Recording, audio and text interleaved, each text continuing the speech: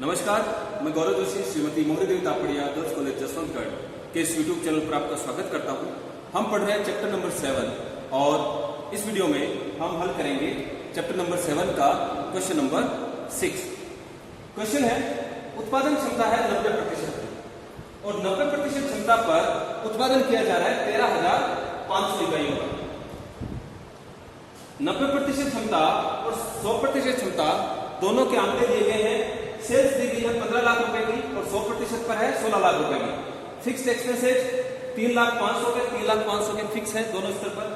Semi fix expenses या फिर इनको कहें सेमी वेरिएबल एक्सपेंसेज जो है 97,500 के लिए 90% पर और 100% क्षमता पर है 1,05,000 रुपए के। वेरिएबल एक्सपेंसेज है 1,45,000 और 100% क्षमता पर है 1,49,500। सेल्स इन यूनिट्स 90% क्षमता पर जो बिक्री की इकाइयां हैं वो है 13,500 इकाइयां और 100% क्षमता पर बिक्री की इकाइयां हैं 15,000, यानी 1,500 इकाइयों का अंतर है। 90% क्षमता पर 13,500 इकाइयां बेची जा रही है और 100% क्षमता पर 15,000 इकाइयां, तो 1,500 इकाइयों का अंतर है। यहाँ पर श्रम एवं सामग्री की लागतें स्थिर है। अगर आंकड़ों को ध्यान से देखा जाए तो इन आंकड़ों में कहीं भी श्रम एवं सामग्री नहीं दी गई, ये केवल एक्सपेंसेस या फिर ओवरहेड्स दिए गए हैं, मटेरियल और लेबर में नहीं दिया गया। लाभ मार्जिन 10% है, तो जो बिक्री है बिक्री पर 10% लाभ कमाया जाता है। क्षमता के 100% स्तर पर 1,500 इकाइयों के अतिरिक्त उत्पादन की भेदात्मक लागत ज्ञात कीजिए। भेदात्मक लागत का मतलब हुआ कि 90% पर जो उत्पादन हो रहा है उसकी लागत और 100% पर जो उत्पादन हो रहा है उसकी लागत में कितना अंतर है, कितना डिफरेंस है, ये डिफरेंशियल कॉस्ट ज्ञात करनी है हमको। तो डिफरेंशियल कॉस्ट ज्ञात करने के लिए सबसे पहले हम टोटल कॉस्ट ज्ञात करेंगे। टोटल कॉस्ट होगी sales minus profit margin. Total cost इसलिए ज्ञात करनी है क्योंकि अगर हम यहां पर देखें तो 1,45,000 और 97,500 ये लगभग 5 लाख के लगभग की कॉस्ट हो रही है, जबकि विक्रय है 15 लाख रुपए का। तो इसलिए यहां पर जो श्रम एवं सामग्री की जो लागत है वो यहां पर मिसिंग है, वो नहीं दी गई इन आंकड़ों में। तो श्रम एवं सामग्री की लागत ज्ञात करने के लिए हमको पहले टोटल कॉस्ट ज्ञात करनी पड़ेगी। तो टोटल कॉस्ट ज्ञात करते हैं।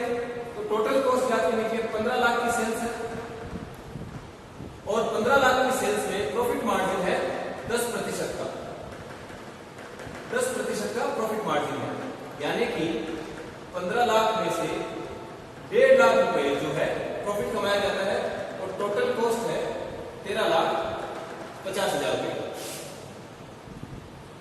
13,50,000 रुपए की टोटल कॉस्ट है और इस 13,50,000 में से अगर इन खर्चों को जो ये ऊपरी व्यय है फिक्स्ड, सेमी फिक्स्ड और वेरिएबल, इन खर्चों को घटा दिया जाए तो फिर श्रम एवं सामग्री की लागत ज्ञात हो जाएगी। Calculation of material and labour cost. Material और लेबर कॉस्ट ज्ञात करने के लिए क्या करेंगे? टोटल कॉस्ट है 13,50,000 रुपए। 13,50,000 में से हम घटा देंगे fixed expenses, semi fixed expenses और वेरिएबल एक्सपेंसेज।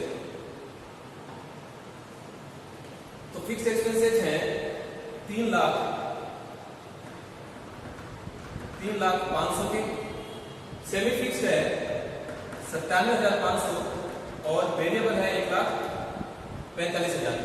अगर इनकी टोटल कर ली जाए 3,05,000 97,500 प्लस 1,45,000 तो आता है 5,43,000। 5,43,000 और 5,43,000 13,50,000 में से माइनस किया तो 8,07,000 की मटेरियल एंड लेबर कॉस्ट आती है। तो 90% उत्पादन पर, 90% विक्रय स्तर पर मटेरियल एंड लेबर कॉस्ट है 8,07,000 की। अब हमको भेदात्मक लागत ज्ञात करनी है, तो उसके लिए इसको हटा देंगे और 8,07,000 की यह है मटेरियल और लेबर कॉस्ट है 8,07,000 90% स्तर पर। डिफरेंशियल कॉस्ट ज्ञात करेंगे, तो स्टेटमेंट बनाएंगे, statement of cost and profit.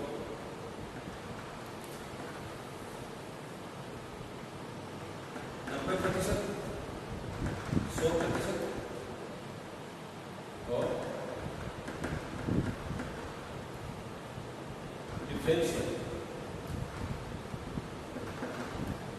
Differential cost. Production है, सेल्स है इन यूनिट्स 13,500, 100% पर है 15,000 इकाइयों की बिक्री और डिफरेंशियल है 15 से 20। अब मटेरियल एंड लेबर कॉस्ट 90% विक्रय स्तर पर है 8,07,000 हमने ज्ञात कर ली थी, और 100% स्तर पर होगी 100%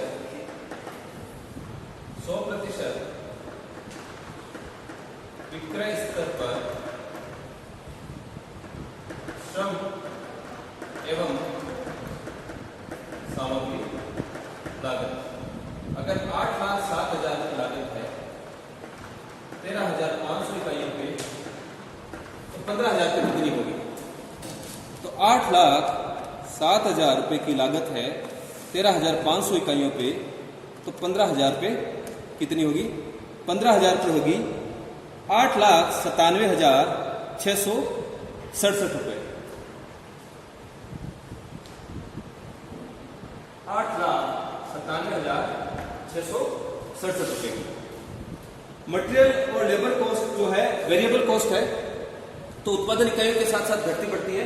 तो 13,500 पर अगर 8,07,000 की थी, तो 15,000 पर होगी 8,97,667 रुपए की। बाकी खर्चे हमको दिए गए हैं, फिक्स एक्सपेंसेस, सेमी फिक्स और वेरिएबल।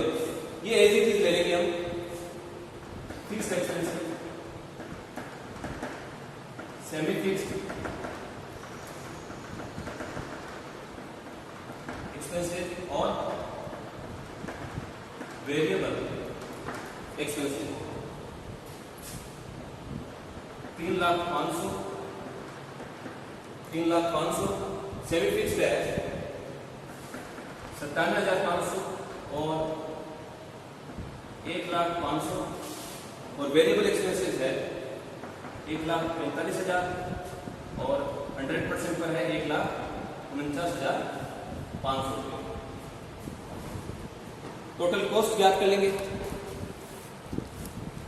8,07,000 प्लस 3,05,000 प्लस 97,500 प्लस 1,45,000, तो टोटल कॉस्ट आ रही है 13,50,000 की, जो हम ऑलरेडी कैलकुलेट कर चुके हैं 90% स्तर पर। और 100% स्तर पर 8,97,667, 3,05,000, 1,05,000 रुपये और 1,49,500, तो टोटल कॉस्ट आ रही है 14,48,167। 14,48,167 टोटल कॉस्ट। पूछा है भेदात्मक लागत यानी कि डिफरेंशियल कॉस्ट। तो डिफरेंशियल कॉस्ट के लिए 100% उत्पादन स्तर पर जो कॉस्ट है उसमें से 90% की उत्पादन स्तर पर जो कॉस्ट है उसको घटा देंगे, तो डिफरेंशियल कॉस्ट ज्ञात हो जाएगी। तो 8,97,667 में से 8,07,000 माइनस किए तो 90,667 रुपए आ रहे हैं मटेरियल लेबर कॉस्ट का डिफरेंस। फिक्स्ड कॉस्ट में कोई अंतर नहीं है और यहां पर 3,000 रुपए का अंतर है। डिफरेंशियल कॉस्ट उत्पादन के किसी एक स्तर से दूसरे स्तर पर उत्पादन करने पर जो लागतों का अंतर होता है वो डिफरेंशियल कॉस्ट कहलाती है। तो 90% उत्पादन स्तर से जब 100% उत्पादन स्तर पर उत्पादन किया गया या बिक्री की गई तो लागतों का जो अंतर है वो डिफरेंशियल कॉस्ट कहलाएगा। तो 100% स्तर पर मटेरियल लेबर कॉस्ट आ रही है 8,97,667 की और 90% स्तर पर मटेरियल लेबर कॉस्ट आ रही है 8,07,000 की। तो जो अंतर है 90,667 का। फिक्स कॉस्ट समान रहती है प्रत्येक स्तर पर। सेमी फिक्स कॉस्ट में अंतर है 3,000 रुपए का और वेरिएबल एक्सपेंसेस जो है उनमें अंतर है 4,500 रुपए का। जब 100% स्तर पर मटेरियल लेबर कॉस्ट की गणना कर रहे थे तो ये 8,96,667 है, जो हमने गलती से 8,97,667 लिख दिया। अगर 8,07,000 में 13,500 का भाग लगाकर 15,000 से अगर गुणा किया जाए तो ये आता है 8,96,667। 8,96,667 और हमने यहां पर 8,97,667 लिख दिया था। तो 8,96,667। तो अब जो 8,96,667 और 8,07,000 इन दोनों लागतों का अंतर है 89,667। ये आएगा 89,667। 89,667। अब अगर टोटल डिफरेंशियल कॉस्ट ज्ञात की जाए तो 89,667 प्लस 3,000 प्लस 4,500 तो डिफरेंशियल कॉस्ट आती है 97,167 रुपए। क्वेश्चन में पूछा है क्षमता के 100% स्तर पर 1,500 इकाइयों के अतिरिक्त उत्पादन। जब 1,500 इकाइयों का अतिरिक्त उत्पादन किया जाए तो भेदात्मक लागत कितनी होगी? तो डिफरेंशियल कॉस्ट होगी 97,167 रुपए की।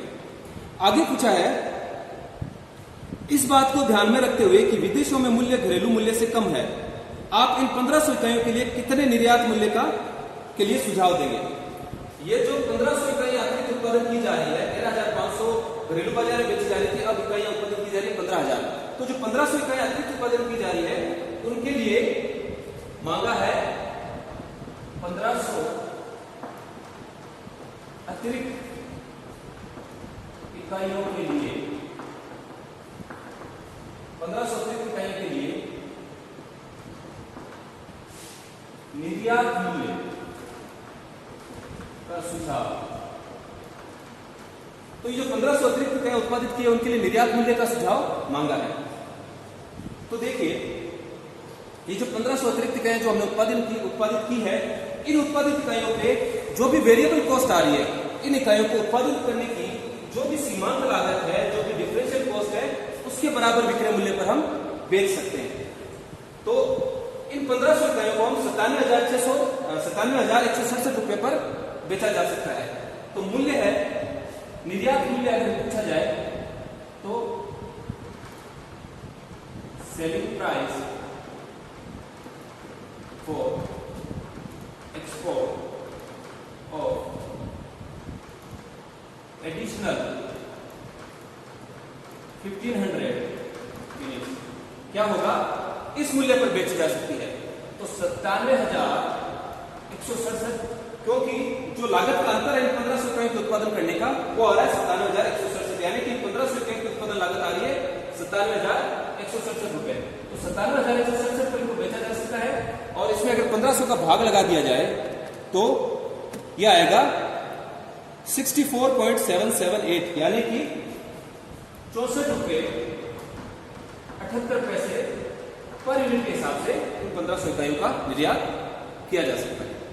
तो आज के लिए इतना ही।